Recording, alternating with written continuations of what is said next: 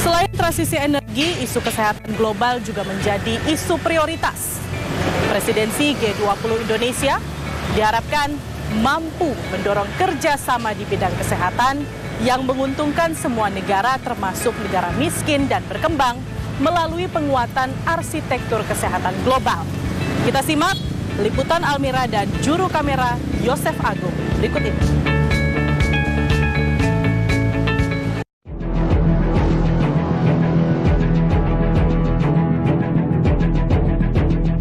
Pendidikan sebagai salah satu hak dasar anak-anak telah mengalami tantangan dan gangguan serius selama pandemi COVID-19.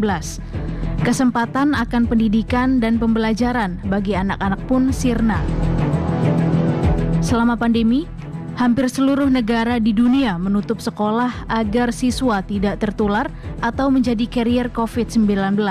Hingga diperkirakan sebanyak 1,6 miliar murid di seluruh dunia terdampak kebijakan penutupan sekolah.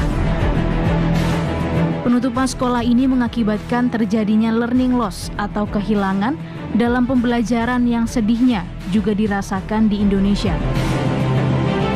Jutaan pelajar yang mayoritas adalah anak-anak dan remaja telah kehilangan kesempatan belajar akibat pembatasan sosial dan penutupan sekolah. Kalau kita lihat dengan kasus pandemik ini memang luar biasa. Tidak hanya Indonesia ya, seluruh dunia juga kena. Untuk pendidikan memang learning loss ini tetap tidak hindari.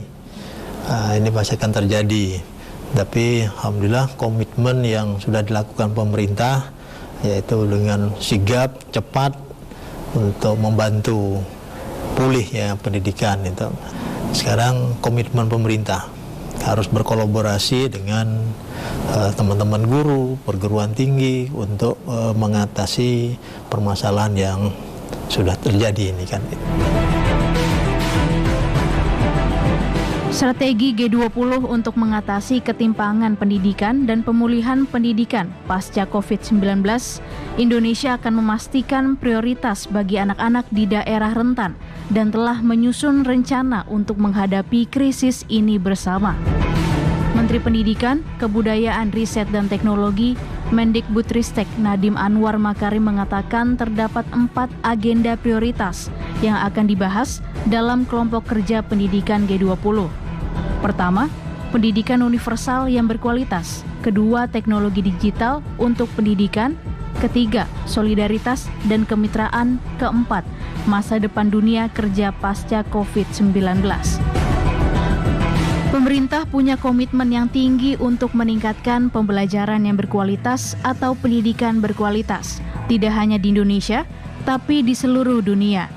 Pemerintah juga sudah berkolaborasi dengan 100 perguruan tinggi seluruh dunia yang nantinya akan melakukan kerjasama. Tidak hanya berkolaborasi dengan 100 perguruan tinggi seluruh dunia, Mendikbudristek juga akan mengenalkan program Merdeka Belajar dalam agenda mengenai pendidikan berkualitas untuk semua. Kalau penerapan Merdeka Belajar ini di sekolah itu diberi kesempatan untuk dia nanti mengembangkan sekolah itu sesuai dengan kondisi yang ada di sekolah, lingkungannya, di daerahnya.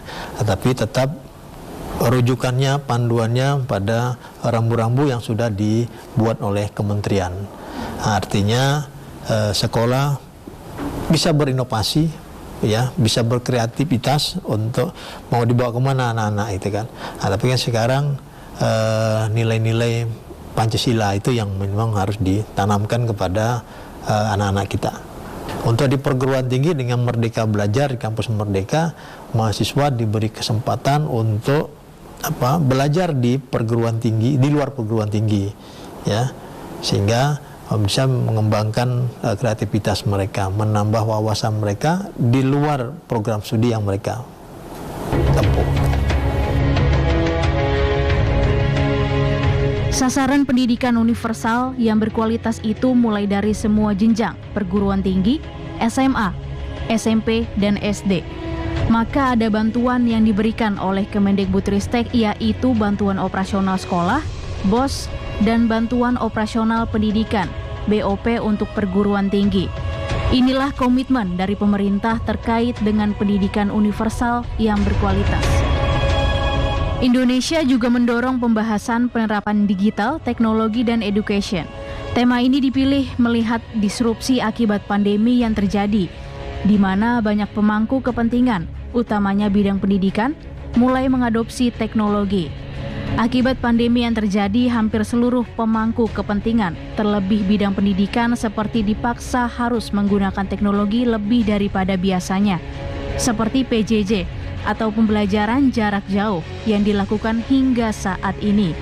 Situasi yang belum pernah terjadi sebelumnya ini menjadi tantangan bagi anak-anak, baik yang memiliki akses internet atau teknologi pendidikan maupun yang tidak. Kita tidak mungkiri bahwa teman-teman guru itu teknologinya masih agak terbatas. Tetapi dengan semangat yang sama, komitmen yang sama melalui pemerintah, kementerian mendorong teman-teman guru untuk mengadakan kegiatan pelatihan, workshop dan sebagainya. Peran pemerintah daerah juga sangat penting. Karena guru-guru ini kan menjadi tanggung jawab mereka kan gitu. Sekarang gimana pemerintah pusat? Tadi saya katakan pemerintah pusat memberi bantuan BOS, ya, dana operasional sekolah, dan BOP itu kan bantuan operasional pendidikan untuk perguruan tinggi itu kan, ya. Sehingga saya pikir apa yang sudah dilakukan pemerintah untuk peningkatan pendidikan yang berkualitas, saya yakin bisa terwujud. G20 tahun 2022, Indonesia telah memperkuat ajakan kepada negara-negara G20, negara undangan khusus, organisasi internasional, serta kelompok kerja dan kelompok pelibatan G20 terkait untuk bergotong royong menciptakan pendidikan yang berkualitas. Negara-negara anggota G20 juga menyepakati akan berkomitmen untuk mendukung agenda prioritas bidang pendidikan yang digagas Indonesia.